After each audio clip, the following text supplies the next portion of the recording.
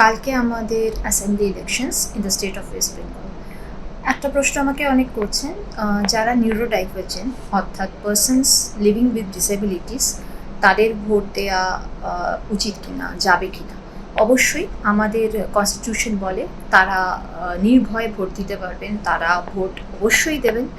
এবং ইলেকশন কমিশনের পিডাব্লিউডি অ্যাক্টে কিছু নিয়ম আছে, তারা যদি না পারেন তবে তাদের বাড়ি এসে ভোট নিতে হবে, তাদের জন্য ট্রান্সপোর্ট ফেসিলিটি দেওয়ার কথা আছে, এবং তারা কিন্তু যদি চান গ্রাউন্ড লেভেলে আছে এরকম ভোটিং বুথেই দিতে পারবেন, র্যাম্পের ব্যবস্থা থাকতে হবে, এরকম কিছু নিয়মাবলী আছে। যাদের ফিজিক্যাল ডিসেবিলিটি আছে, যাদের স্পিচ হিয়ারিং ইম্পেয়ারমেন্ট আছে এবং যাদের ইন্টেলেকচুয়াল ডিসেবিলিটি আছে, সকলে কিন্তু ভোট দিতে পারবেন। এবং যাদের বয়স 18-এর ওপর, যাদের ডিসেবিলিটি আছে, তারা অবশ্যই ভোট দিতে যাবেন এবং ভোট দেবেন।